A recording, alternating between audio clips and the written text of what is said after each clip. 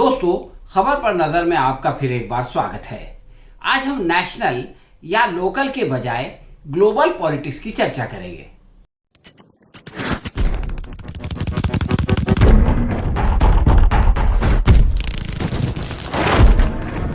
दोस्तों, आजकल दुनिया भर की पॉलिटिक्स में काफी उथल पुथल है। कभी अमेरिका के स्वतंत्रता दिवस पर गोली चलने की खबर आती है, तो कभी ब्रिटेन के प्रधानमंत्री का त्यागपत्र चर्चा का विषय बन जाता है। इसराइल में सरकार भंग हो जाती है और नए चुनाव की तैयारी शुरू हो जाती है, तो जापान में चुनाव प्रचार के बीच पूर्व प्रधानमंत्री की हत्या कर दी जाती है। इसी के साथ श्रीलंका में एक महाक्रांति के चलते पहले प्रधानमंत्री और फिर राष्ट्रपति गोटाबाया राजपक्षे को देश से भागना पड़ता है। ये सब क्यों हो रहा है, इसका कारण जाने बगैर समाधान तक पहुंचना संभव नहीं है। श्रीलंका में अनहोनी हो गई। प्रधानमंत्री महिंदा राजपक्षे को पहले मार भगाया गया और फिर लोग राष्ट्रपति गोटाबाया राजपक्षे के महल में घुस गए। श्रीलंका के राजपक्षे परिवार का वहां की राजनीति में वैसा ही प्रभाव था जैसा कि भारत में संघ परिवार का है। उनकी फांसीवादी विचारधारा भी समान है। गोटाबाया ने बहुसंख्यक सिंहाली बौद्धों के तुष्टीकरण के लिए पहले तो तमिल नागरिकों को निशाना बनाया, जैसे भारत में बांग्लादेशियों का मुद्दा उठाया जाता है। फिर मुसलमानों के पीछे पड़ गए, यहाँ भी वही होता है।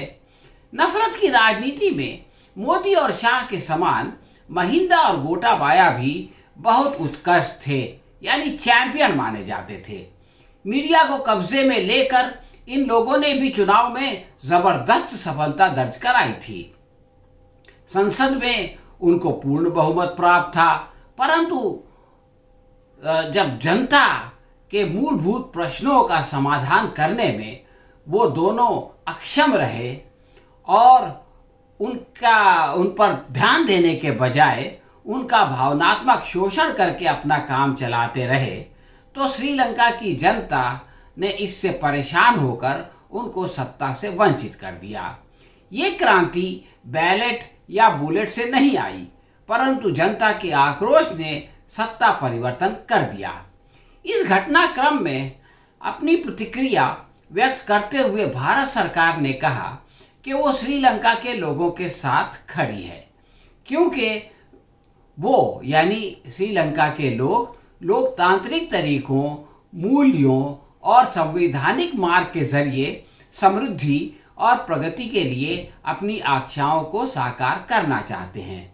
यानी इनका ये कदम गलत नहीं है और अगर यहाँ के लोग भी ऐसा करें तो वो ठीक ही होगा। फिलहाल ब्रिटेन में भी पाकिस्तान और महाराष्ट्र के समान सरकार गिर चुकी है। इसके कारण भी सांसदों के द्वारा समर्थन वापस लेना है। बोरिस जॉनसन के बाद प्रधानमंत्री की रेस में सबसे आगे इनका कोई विरोधक नहीं, बल्कि पूर्व वित्त मंत्री ऋषि सुनक हैं। इसका कारण ये है कि उनके पास रानी एलिजाबेथ से भी अधिक धन दौलत है। इसका अर्थ यही है कि अगर आप अधिक धनवान हैं तो पैसे के जोर से सांसदों को खरीद कर सत्ता प्राप्त कर सकते हैं।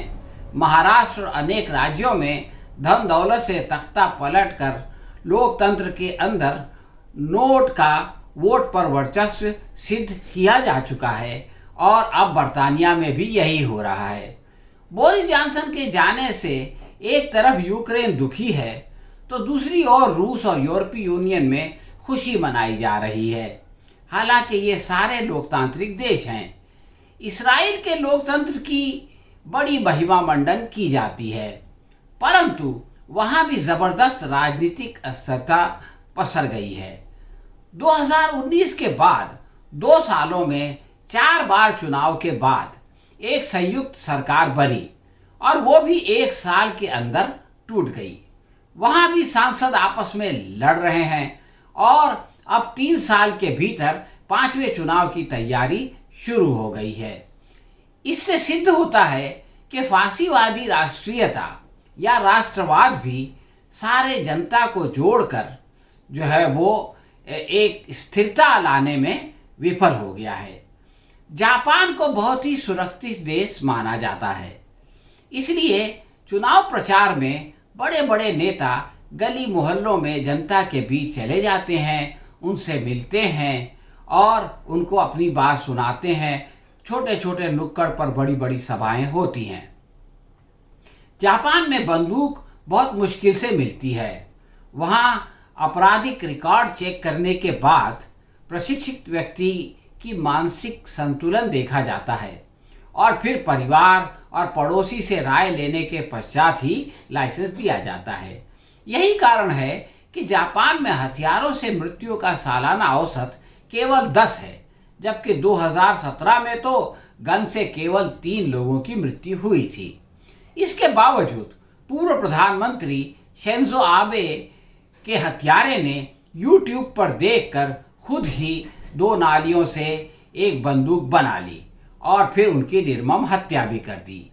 जापान में सबसे प्रख्यात राजनीतिक हत्या 1960 में हुई थी। उस समय सोशलिस्ट पार्टी के नेता अनिजोर आसानोमा की एक दक्षिणपंथी कट्टरवादी ने तलवार घोंपकर हत्या कर दी थी। जापान में अब भी गोडसे जैसे लोग मौजूद हैं, परंतु शिंजो आबे खुद मोदी की भांति पिछली 3 दहाइयों से सबसे ज़्यादा लोकप्रिय दक्षिणपंथी राष्ट्रवादी नेता थे, इसलिए उन्हें किसी ऐसे गिरोह से कोई खतरा नहीं था। इसके बावजूद चुनाव के बाद प्रधानमंत्री पद के सबसे प्रबल दावेदार की निर्मम हत्या ये बताती है कि लोकतंत्र में भी सत्ता के लिए खून खराबा संभव है। अमेरिका दुनिया का सबसे बड़ा लोकतंत्र है। वहाँ पिछले वर्ष स्वतंत्रता परेड में बंदूक की गोलियों से 220 लोग मारे गए और 570 जख्मी हो गए। इस वर्ष के पहले 6 महीने में सामूहिक शूटिंग की 315 घटनाएं हुई और उसमें 22,500 लोग मारे गए, यानी जनवरी से लेकर जून तक। इसका मूल कारण ये है कि वहाँ की सत्ताधारी डेमोक्रेटिक पार्टी के 91% सदस्यों और विरोधी पक्ष रिपब्लिकन के 24% समर्थन के बावजूद गन बिक्री पर रोक नहीं लगती, क्योंकि 63,000 बंदूक व्यापारी लगभग $3.2 करोड़ खर्च करके लोक प्रतिनिधियों को खरीद लेते हैं। इस प्रकार उन्होंने पूरे राष्ट्र को बंधक बना रखा है। लोकतंत्र में धनवान लोगों का नोट किस प्रकार वोट पर भारी पड़ जाता है, ये इसका एक खुला उदाहरण है। सांसदों की लालच का खमियाजा जनता को भुगतना पड़ता है। अब जिन देशों पर चर्चा की गई उन सारों में लोकतंत्र है, परंतु इसके बावजूद अनेक समस्याएं हैं। इसलिए ये सोच लेना गलत है कि केवल लोकतंत्र और चुनाव से सारी समस्या का समाधान हो जाएगा। इसके लिए सरकार और समाज को इसके विकल्प और सुधार पर विचार करना होगा, वरना चुनाव होते रहेंगे, नेता ऐश करते रहेंगे और आम लोग मूलभूत सुविधाओं से भी वंचित रहेंगे। हाँ तो दोस्तों, ये थी हमारी आज की ग्लोबल पॉलिटिक्स पर चर्चा। आपको कैसी लगी हमें मेल बॉक्स में लिखकर बताएं। अगर पसंद आई हो तो लाइक या शेयर करें। हम बहुत जल्द किसी और विषय पर आपसे फिर मिलेंगे। तब तक के लिए आज्ञा दीजिए। धन्यवाद।